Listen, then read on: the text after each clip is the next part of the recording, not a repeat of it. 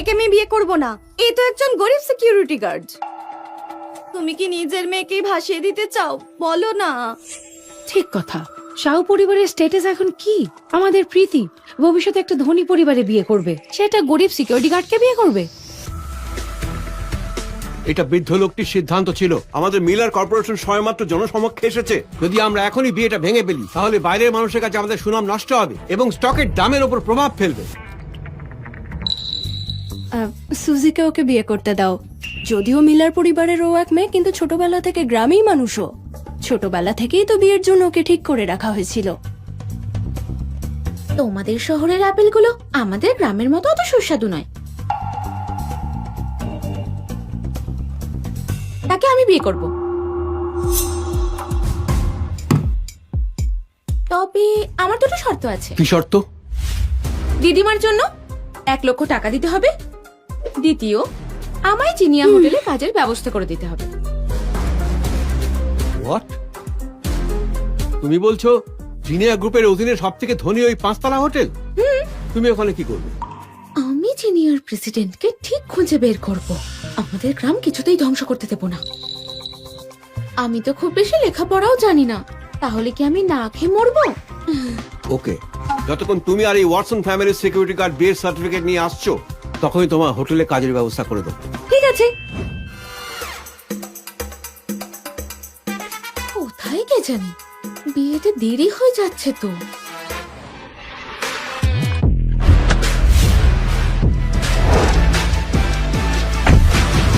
Mister Watson, আপনি এরকম পোশাক পরে আছেন কেন? তুমি কি জানো, চোখ মুখ বন্ধ করে বিয়ে করাটা উচিত নয়, কিন্তু আমি ওই বৃদ্ধ মানুষটার বিরুদ্ধে যেতে পারবো না শাহু পরিবারকে আরো পিছিয়ে দিতে। মনে রাখবে, আমি আর এখন জিনিয়া গ্রুপের প্রেসিডেন্ট নই, সিকিউরিটি গার্ড। এইটাকে এবার সরাও।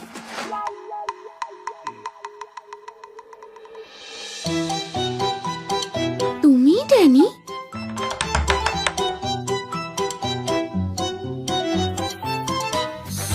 হ্যাঁ, সুজি। চলো হাজবেন্ড, বিয়েটা সেরে নি। আরে 1 মিনিট। এই শহরের লোকজন এত স্লো না, বিয়েতে দেরি হয়ে যাবে তো। আরে একটু দাঁড়াও। তুমি কি মিলার ফ্যামিলির? ঠিক বলেছো, আমি হলাম সুমিতা, তোমার ভাই। ঠিক আছে, আর বাজে কথা নয়। তুমি কি দেখতে পাচ্ছ না আমি কি পরে আছি? তুমি লোকজনকে এত ছোট করো কেন? আমি নিজেও তো গ্রাম থেকেই এসেছি। এই তো সিকিউরিটি গার্ড। আরে আমি পড়তে জানি। তোমার কোনো আপত্তি নেই? আরে আপত্তি আবার কিসের? আমাদের গ্রামে তো সবাই প্রায় এইরকমই। তোমার ক্ষেত্রে তুমি একটু বেশি দুর্বল দেখতে, মোটামুটি। বাকি সবকিছু ঠিক আছে। তুমি কি আমার চেহারা নিয়ে অভিযোগ করছো? হ্যাঁ, ঠিক আছে। আমি তোমাকে বলে দিই, বিয়েটা কোনো ছেলে খেলা নয়। আজ একবার তুমি এই দরজা দিয়ে পা রাখলে তারপর। বাজে না, বুকে ভিতরে এসো। আরে তোমার গায়ে এত শক্তি কি করে এলো? তোমাদের এই শহুরে গ্রামীণ জুটি খারাপ লাগছে না? আরবান কনস্ট্রাকশন তোমাদের উপর নির্ভর করছে।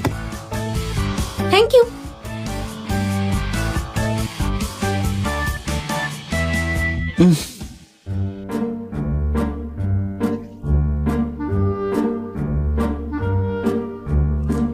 হ্যাঁ বাবা, সার্টিফিকেট পেয়ে গেছি। টাকাটা হ্যাঁ, আমি কাল থেকেই জয়েন করব। মাত্র 10,000 টাকার জন্য আমাকে বিয়ে করেছে। এও তাহলে টাকার পেছনে দৌড়চ্ছে। যদি আমাকে দাদু না দিব্যি দিতেন তাহলে এই গ্রামের মেয়েটাকে আমি কখনোই বিয়ে করতাম না। বলছি, আমরা কোথায় থাকবো? তুমি কি এখনো আমার সাথেই থাকতে চাও? একদম। আমাদের গ্রামে তো বিয়ের পর সবাই একসঙ্গেই থাকে। এ তো একই ঘরে থাকতে চাইছে, কিন্তু আমাকে তো আমার পরিচয় গোপন রাখতে হবে। একটু অপেক্ষা করো।